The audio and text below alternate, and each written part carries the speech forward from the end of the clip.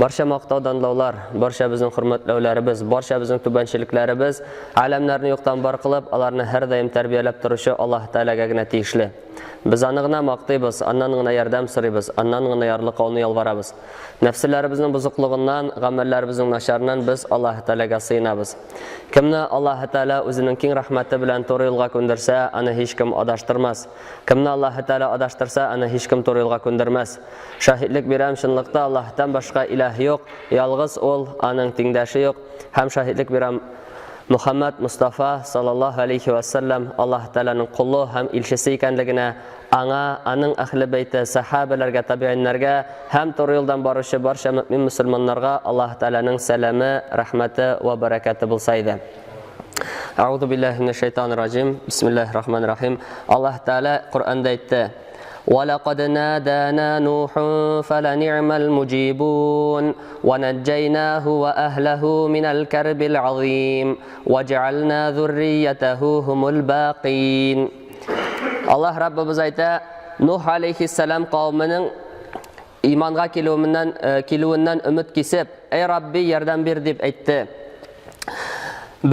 Bizga duo qildi. Ne xo'sh duoni qabul etuvchilardan biz. Nuhni ham anga ergan musulmon jamoatni kafirlar zulmidan ham tufon suvina botib halak bo'luvdan qutqardik. Ham Nuhning bolalarini qiyomatga shaqli qoldirdik. Dunyodagi barcha kishi uning naslindandir deb Alloh taolo bizga aytadi. Kishilikning birinchi otasi Adam alayhissalom, mana butun bizlar bilamiz. Shunday yer ustida bo'lgan butun kishi Nuh alayhissalomning qavmidan naslidan kelib chiqqan. Ol Allah tarafından dünyalıqqa jiberilgan birinchi elchi, birinchi rasul. Allah yo'lida ayrıca tirishlik ham sabırlik ko'rsatuvchi 5 payg'ambar, 5 rasulning ismligidan arasından. Nuh alayhissalom elchilar arasından eng uzun umr kechirgani. Qavmi arasında 950 yil qola bera. Ularni iymonli etirish har mumkinlikni qo'llana. Shunga qaramasdan kishilar anga kirlanu, onu yalg'onga chiqaru bilan javob beralar, kulu bilan javob qaytaralar. Chunki endi bu vaqtda endi kishilarning ko'ngillari tosh kabi qotib bo'la, ham endi aqllari temir kabi bek og'ir bo'la. Ham g'adatdagicha ol endi har vaqtda da shulay bo'lgan, g'adatdagicha agarda kishilarni dinga unday boshlasalar, mana shu undovchilarni, da'vatchilarni endi yalg'onga g'ayblab, diyonalikda g'ayblovchilar bo'ldi. Ham shunlabda Nuh alayhissalom bilan da naqshuluq hal kelib chiqqan. Alloh Rabbimiz bizga buning to'g'rida da aytib ketadi. قال الملأ من قومه إنا لنراك في ضلال مبين قال يا قوم ليس بي ضلالة ولكني رسول من رب العالمين. Nuh qavmining oqsoqollari aytdi: Ey Nuh, biz seni tahqiq adashqansың deb ko'ramiz. Nuh aytdi: Ey qavmim, menda adashmoqlik yo'qdir, lekin men barcha g'alamni tarbiya qiluvchi Allohning rasuliman dedi. Ham shusha so'zlarni aytgach, qavmi anga yoni boshladi.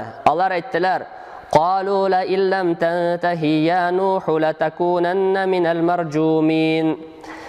Qavmi aytdi Nuh alayhissalomga: Agar bu so'zlaringdan to'xtamasang, albatta tosh bilan otilib o'tirilmish kishilardan bo'larsing deb yonadilar. Ham endi qo'y bir tafsir olimlari endi rivoyat qilgancha, har bir topqir Nuh alayhissalom kishilarni iymonli etirishni tirishganda, shusha Alloh taolaga ishonirga, Alloh taolaga iymon keltirga undagan sayin xalqi jiyilib, ani qiynaylar edi dedi.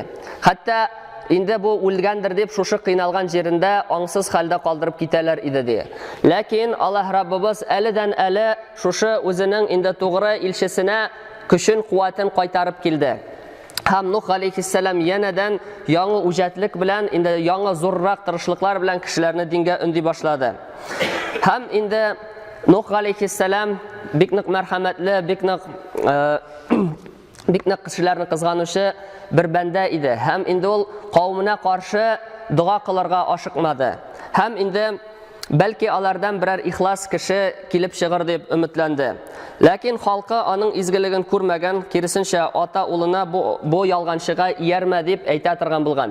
Tafsir olimlari aytalar, endi har bir topqir yangi buvon Nuh alayhissalom yonına kela edi. Әтисе балайын җитәкләп һәм әйтә иде: "Эй улым, менә шушы Нух, бу ялганчы, менә моңа ышана күрмә. Мин сиңа бары тик бабаң миңа әйткән сүзләрне генә җиткерәм" дип әйтәләр иде. Һәм менә шушы хәлдән соң Нух алейхиссалам инде Аллаһ Тәгаләгә мөрәҗәгать итә. "Иннәка ин тазархум юдиллу ибадака ва лам ялиду илля фаҗиран каффара." Әгәр син аларны, эй Раббым, җир өстендә тере калдырсаң, алар синең бәндәләреңне адаштырырлар һәм алар яхшы бала тудырмаслар, мәгәр явызны һәм хаклыкны инкар итүчене генә тудырырлар ди. Һәм инде Нух алейхиссаламның мөрәҗәгатен без күрәбез Нух дигән сүрәдә. Аллаһ Тәгалә аны булайрак тасвирлый.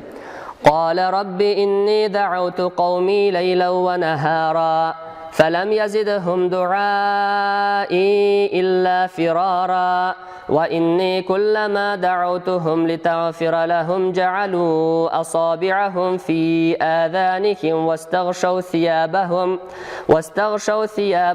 wa asarru wastakbaru istikbara ثم إني دعوتهم جهارا ثم إني أعلنت لهم وأسررت لهم إسرارا فقلت استغفروا ربكم إنه كان غفارا يرسل السماء عليكم مدرارا ويمددكم بأموال وبنين ويجعل لكم جنات ويجعل لكم أنهارا."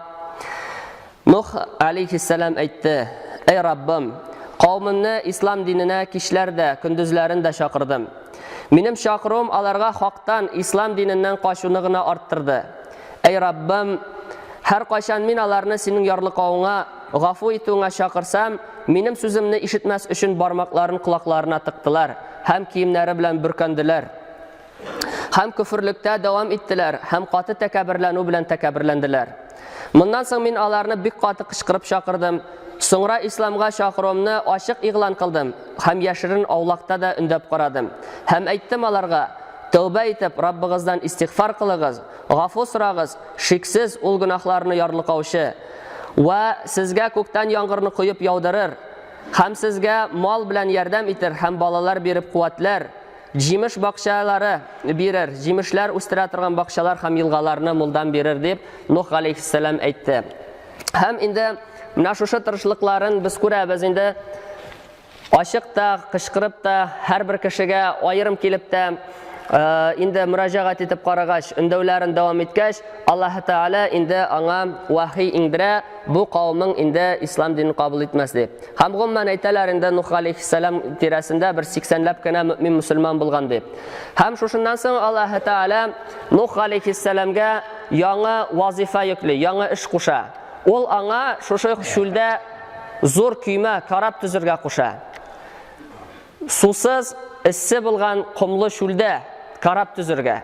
Hem indi albatta Allah Teala'nın indi emrine karşı kelip bulmay, her bir aybirni Allah Teala hikmeti hem ilmi bilen gina qo'sha. Hem Nuh aleyhisselam indi Allah Rabbimizga itaat etken halda şuşu kuymani özünün qırında bulgan mümin musulmanlar bilen tüzi başlayın. Bikni qarıta turgan iş bula, çünki bik zor kuyma kerak bula. Şuşunda mümin musulmanlarını kirtip urnaştırga, hem indi Allah Teala'nın emri bilen her bir hayvanını par etip urnaştırır üçün zor kuyma kerak bula. İş nik bik ağır bara turgan iş bula, hem indi nik qarıta turgan iş bula. Hem şuşuna üstep, şuşunun kafir kavmi ondan külülerin devam ettiler. Allah aytalar idi: "Ya Nuh, qad kunta bil amsi tad'i annaka nabiyyun wal yawma sirta najjaran" de. Ey Nuh, sen kişagina kina bitali özüngni peygamber deb da'vo qilayding. Bugün indi sen balta ustasına aylendingmi dedi. Qaysi birsi aytaydi: "Majnun yasna'u safinatan fis sahra, ayna tasiru, ayna al-ma'u, ayna al-bahru" de. Bu majnun, bu divana de. Ol şulda karab tüzi. Qayda yürürsün ol, qayda yüzürsün ol, qaydasın su, qaydasın dingiz deb külülerin devam ettiler. Lakin Nuh aleyhisselam alarga matur etip cevap bire. Allah Teala bizge bu ayetlerinde getire: "İn teskharu minna fe inna neskharu minkum kema teskharun fesawfa ta'lamuna men ya'tihi azabun yukhzihi ve yahillu aleyhi azabun muqim." Nuh aleyhisselam aytdi: "Bugün siz bizni masxara qilsangiz, ertaga biz sizni masxara qilirmiz. Siz bizni masxara qilgan kibik. Kimga risvay qiluvchi g'azab kelganini tezdan bilirsiz, ham kimga mangilik g'azab bo'lashag'ini bilirsiz de. Nuh alayhissalom kuymasini tuzib bitirgach, Alloh taolo anga mu'minlarni tuyarga qo'shdi. Lekin endi o'zining xotini bilan malayin o'tirtuvni tiydi.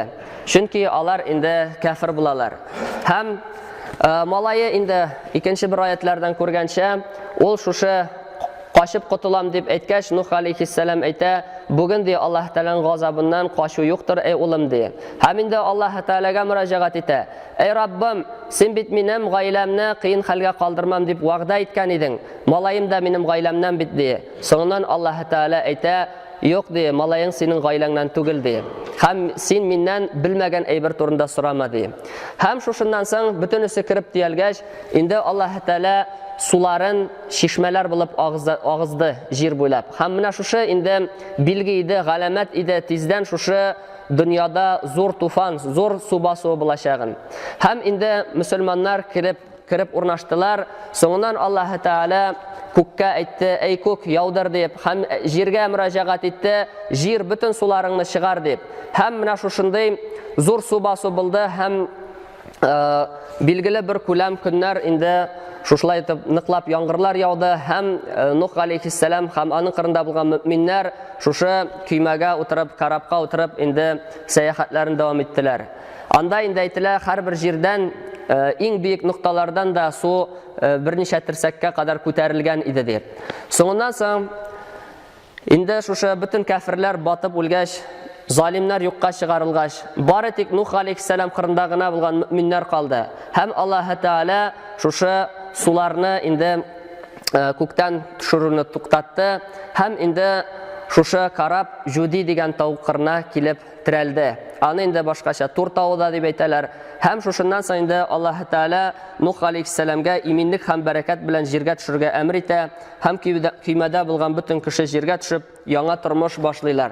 Ham bek hikmatli, mana shusha bir qaraganda birgina kafirda qolmagan, birgina zolim kishida qolmagan, lekin endi vaqtlar o'zi bilan yangadan yanga tag'ida takabbur xalqlar borliqqa keladi. Ham mana shusha qissada biz ko'ramiz, Alloh taola kimni tilasa shusha yerdan nig'ita, kimni tilasa butun tomiri bilan yo'qqa chiqarga mumkin. Birgina nasldan birgina kishini qoldirmishi.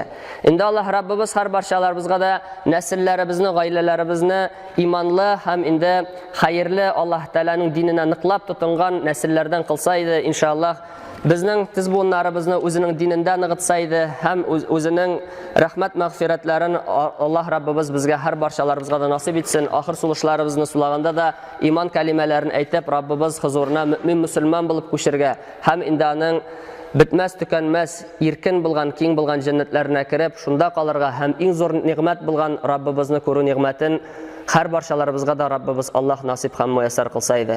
Va aqulu qawli hadha wastaghfirullah li va lakum va lisairi jama'atil muslimin innahu huval ghafurur rahim. Sami'ud du'a.